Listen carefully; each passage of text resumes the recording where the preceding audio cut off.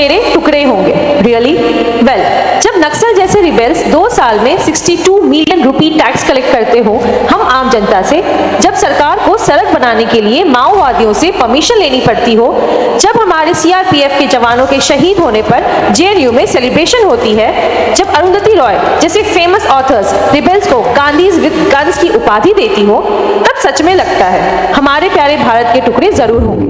These are just some of the independence movements of India, threatening to send the country to its previous form as a federation of independently princely states.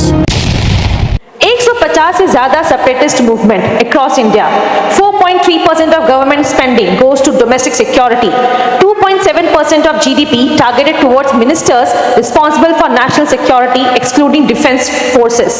सवाल तो जरूर उठेंगे हमारी government की policies, strategies, tactics और corruption पे। तो चलिए आज हम भारत के अलगाववादी आंदोलनों पे नजर डालेंगे। Will discuss various threat posed by them. हम very briefly present the separatist movement specially in north east and south of India पे फोकस डालेंगे और देखेंगे आखिर कैसे external threat and internal threats की वजह से एम्पलीफाई हो रही है। और आखिर में will debate present day Modi सरकार की एंटी सेपरेटिस्ट मूवमेंट की, specially the sister operation of operation Sindoor which is the Operation Black Forest. So let's decode the real threat of India, the separatist movements with Anwar.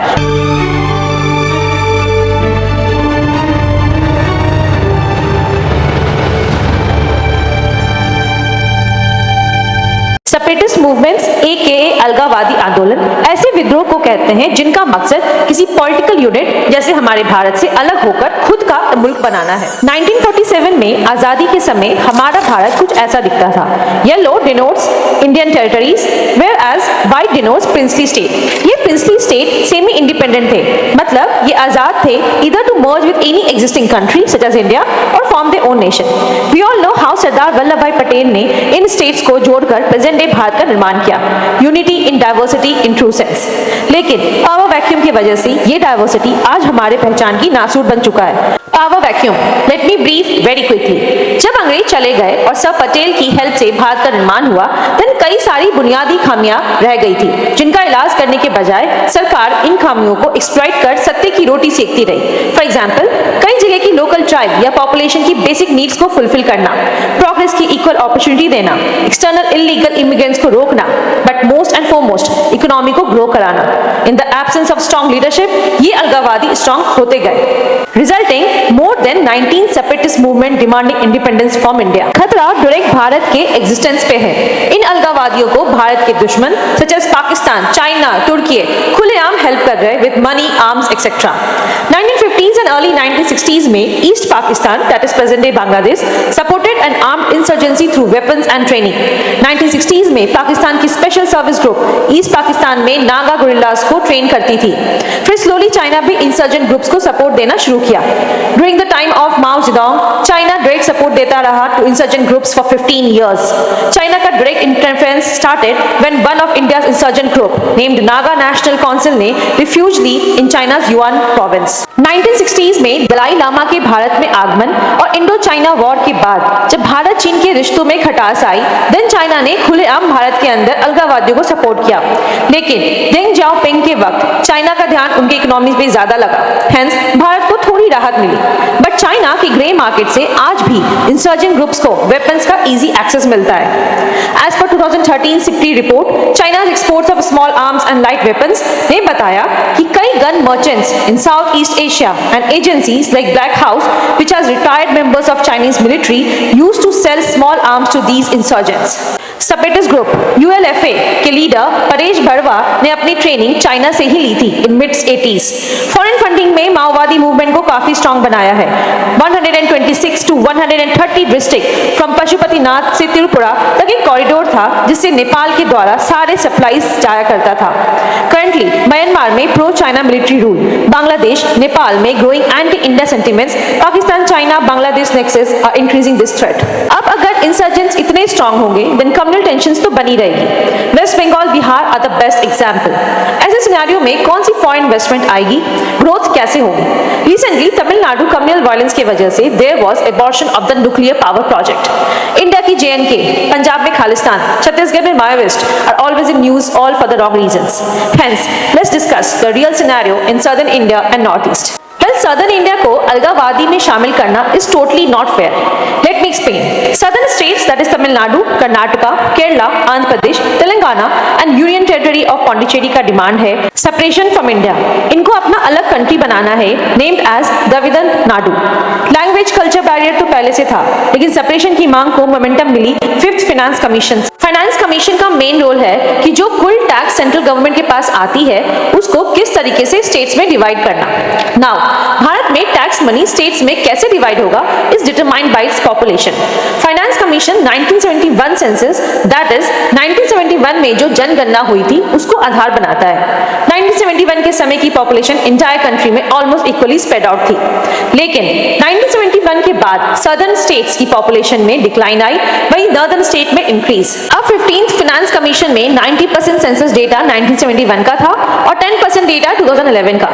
1971 से 2011 में तमिलनाडु केरला की population growth 56% and 75% respectively थी, वहीं UP 138% and Jammu and Kashmir 171.82%। आप इस chart में clearly देख सकते हैं rise and fall of population between Hindi belt and southern state. Moreover अगर हम टैक्स कंट्रीब्यूशन को देखेंगे then Maharashtra, Tamil Nadu, Gujarat and Karnataka alone contributes more than half of central tax collection. Secondly, Hindi की डोमिनेंस सेंटर में नॉर्थ के रिप्रेजेंटेटिव्स की dominance adds fuels to fire. लेकिन अगर सदर्न स्टेट्स को इकोनॉमी मैटर में सैक्रिफाइस करना पड़ रहा है देन हमें ये नहीं भूलना चाहिए कि नॉर्दर्न स्टेट्स वॉर इन्वेजन के टाइम पे वॉल की तरह सारी बुलेट खुद के जमीन में समा लेती है। फैमिली में सब एक जैसे तो नहीं होते हैं ना। वहीं अगर हम नॉर्थ ईस्ट की बात करें देन सिनेरियो बहुत अलग है। जस्ट इमेजिन आप ऐसे कंट्री में रहते हो जहां की मूल निवासियों को फोर्सफुली अपने लैंड के सिर्फ 6% जमीन पर रहने की परमिशन हो and more than 90% land are denied to you and given to illegal tribes. This is the exact story of Manipur.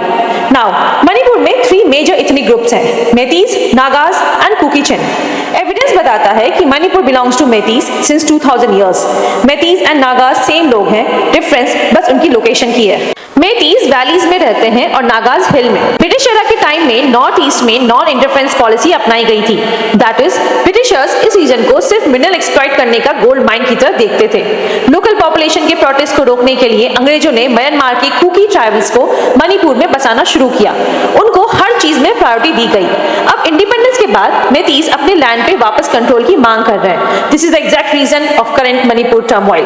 ये जो नॉर्थ ईस्ट स्टेट्स हैं that is Arunachal Pradesh, Assam, Manipur, Meghalaya, Mizoram, Nagaland, Sikkim and Tripura काफी डीपली डाइवर्स हैं with different historical backgrounds. As per anthropological survey of India, out of 635 listed tribals group में 213 tribal group that is 40 million people north east में रहते हैं। Do you know north eastern state share their 99% border with countries and only 1.1% share their boundary with India. 4,500 kilometre लंबी porous international border की वजह से इस region में foreign influence काफी डीप है। पोरस बॉर्डर इंसर्जेंट ग्रुप्स के लिए इजी मींस है to get support from China, Bhutan, Myanmar etcetera. Hence insurgent groups और लोकल गवर्नमेंट की नेक्सस काफी स्ट्रांग है। Moreover the low representation of north east people in bureaucracy in central administration भी एक major concern है। Hence भारत continuously दो तरफा जंग लड़ रहा है, एक्सटर्नल एंड इंटरनल। हमने अभी ऑपरेशन सिंदूर की सफलता देखी है, लेकिन इस सक्सेस के चमक में ऑपरेशन ब्लैक फॉरेस्ट को लाइमलाइट नहीं मिली है। ये ऑपरेशन 2-3 महीनों से चल रही है with the aim to eradicate insurgents within our borders. Home minister Amit Shah के नेतृत्व में ये ऑपरेशन रन किया गया है। 31 hardcore Maoist were killed, training centres were destroyed under operation black forest conducted by CRPF and Chhattisgarh police. 42 control committee of Maoist अब 18 तक सीमित रह गई है। ये ऑपरेशन डीप फॉरेस्ट में कंडक्ट किया गया जो माओइस्ट के फुल कंट्रोल में था। टेरेन विद वाइल्ड एनिमल्स की चैलेंज को massive deployment of tech for surveillance equipment के द्वारा बीट किया गया है। Operation black forest basically 4 pointers पे रन की गई। फर्स्ट, एनआईए ने माओइस्ट की सप्लाई चेन को तोड़ दिया। नेपाल से जो कॉरिडोर रन करती थी टिल तिरुपति उसको डिसमेंटल किया गया। सेकंड, लोकल ट्राइबल्स को यूज किया गया as front face. Local tribals such as cobra battalion of CRPF, district reserve guard for Chhattisgarh etcetera. Now ये लोकल ट्राइब्स को इस डेंस फॉरेस्ट की लोकेशन अच्छे से मालूम होती है। इन लोकल्स में वो माओइस्ट भी शामिल थे जिन्होंने सरेंडर किया था। Hence, they are well familiar with insurgent strategies and tactics. Third, NGO को बैन कर दिया गया. Fourth, Maoist sympathizer को suppress किया गया. For example, journalists, news channels, JNU, etc. It really doesn't matter हमारे भारत में कितने अलगावादी हैं. Till there is strong government in center and in state. हमें ये नहीं भूलना चाहिए कि 75th year of independence के बाद भी 150 प्लस इंसर्जेंट्स में एक भी इंसर्जेंट अभी तक सक्सेस नहीं हुआ है. God bless our India. जय हिंद.